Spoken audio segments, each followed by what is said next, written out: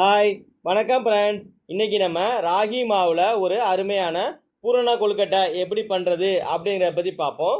வாங்க இப்போ நம்ம வீடியோக்குள்ளே போவோம். அதுக்கு நாங்கள் ராகி மாவு ஒரு 150 கிராம் எடுத்திருக்கோம்.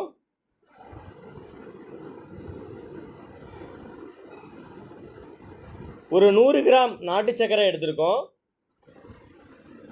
நாட்டு சர்க்கரையை தண்ணியில் கரைச்சி வச்சுக்குவோம். இப்போ நல்லா கரைஞ்சிருச்சு. இதை ஒரு ஃபேனில் வடிகட்டிட்டு லேசாக காய விட்டுறலாம். இப்போது ஒரு 1/4 கப் அளவுக்கு கடலைப்பருப்பு எடுத்திருக்கேன். இதை வேக வச்சுக்குவோம். ராகி மாவில் தேவையான உப்பு சேர்த்துட்டு சுடு தண்ணி நல்லா கொதிக்க வச்சு, தண்ணியில் நல்லா பபுள்ஸ் வரணும் அந்த அளவுக்கு கொதிக்க விடுங்க. கொதிக்க விட்டு ராகி மாவோட கொஞ்சம் கொஞ்சமாக தண்ணி ஊற்றி இந்த மாதிரி கிளறிக்கிட்டே இருங்க. மாவு நல்லா வெந்து ஓரளவுக்கு பதமாக வரணும்.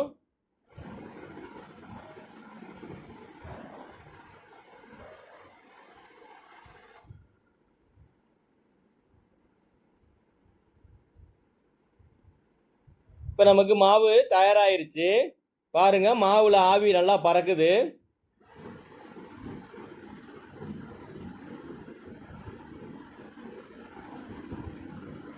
இந்த டைமில் இது கூட 1 ஸ்பூன் நெய் சேர்த்துக்குவோம்.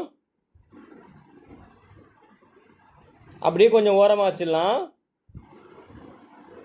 நம்ம கடலைப்பருப்பு வெந்துருச்சு. இப்போ மாவும் நமக்கு தயாராகிருச்சு.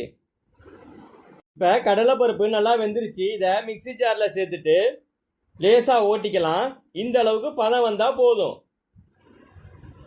இப்போ கடலைப்பருப்பை நம்ம ஆல்ரெடி பேனில் கொதிச்சிட்டு இருக்கிற நாட்டு சர்க்கரையோட சேர்த்து வேக வச்சிடலாம். நல்லா கிளறி விட்டுக்கிட்டே இருங்க. ஓரளவு கிண்டினதுக்கப்புறம் நம்ம துருவி வச்சிருக்கிற அரை மூடி தேங்காயை அது கூட சேர்த்துக்கலாம். அதையும் நல்லா மிக்ஸ் பண்ணி விடுங்க. நம்ம கொஞ்சம் ஏலம் சுக்கு நுணுக்கி வச்சுருக்கோம். அதையும் இந்த டைமில் நம்ம சேர்த்துப்போம். எல்லாத்தையும் சேர்த்துட்டு நல்லா கிளறி விட்டால் நமக்கு பூரணம் தயாராகிடும். இப்போ நம்ம ராகி மாவை உருண்டை பிடிக்க போகிறோம். அதுக்கு கையில் நல்லா எண்ணெயை தடவிட்டு சின்ன சின்ன உருண்டையாக ராகி மாவை உருட்டிக்கலாம்.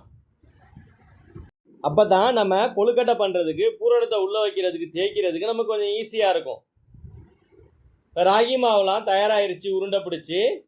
இதை நம்ம ஒரு சப்பாத்தி கட்டையில் லேசாக தேய்ச்சிட்டு கொஞ்சம் பூரணத்தை நடுவில் வச்சு அப்படியே கேப் இல்லாமல் மூடிடுவோம்.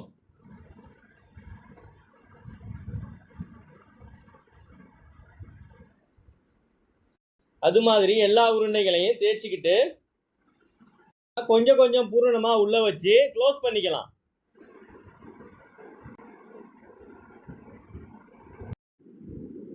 இந்த மாதிரி நீங்களும் கூட பூரணம் செஞ்சு பாருங்கள். சப்பாத்தி கட்டையில் தேய்க்காமல் இந்த மாதிரி கையிலேயே கூட செய்யலாம். சப்பாத்தி கட்டையில் தேய்க்கிறதோட கையில் செய்யும்போது இன்னும் ஈஸியாகவும் சுலபமாகவும் இருக்குது.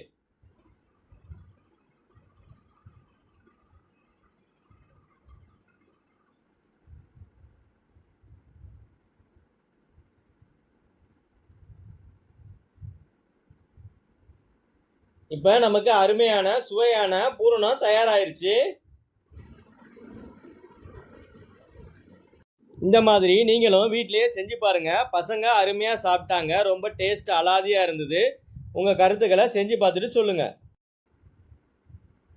இப்போ எல்லா பூரணத்தையும் நம்ம இட்லி சட்டியில் வச்சு வேக வச்சு எடுத்துக்கலாம்.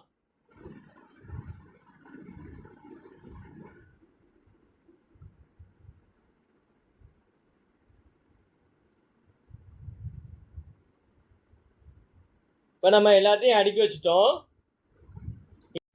சுமார் ஒரு 5 நிமிஷம் நல்லா வேக விடணும். இப்போ நமக்கு 5 நிமிஷம் ஆயிடுச்சு. ஓப்பன் பண்ணி பார்ப்போம். அருமையாக வெந்து வந்திருக்கு. இதே மாதிரி நீங்களும் உங்கள் வீட்டில் செஞ்சு பாருங்கள். கட் பண்ணி காட்டுறேன் எவ்வளோ அருமையாக வந்திருக்குன்னு பாருங்கள். அவ்வளோ சூப்பராக அவ்வளோ டேஸ்ட்டாக இருந்தது. பூரணம் நல்லா வெந்து அருமையாக வந்திருக்கு. பசங்க நல்லா விரும்பி சாப்பிடுவாங்க. எங்கள் வீட்டில் பசங்க நல்லா விரும்பி சாப்பிட்டாங்க. இதே மாதிரி நீங்களே செஞ்சு பாருங்கள். கேப்பா மாவில் நிறைய ஆரோக்கியங்கள் இருக்குது. பசங்களுக்கு ரொம்ப நல்லது. எங்கள் சேனலை சப்ஸ்கிரைப் பண்ணுங்கள், கமெண்ட் பண்ணுங்கள், லைக் பண்ணுங்கள். நன்றி ஃப்ரெண்ட்ஸ்.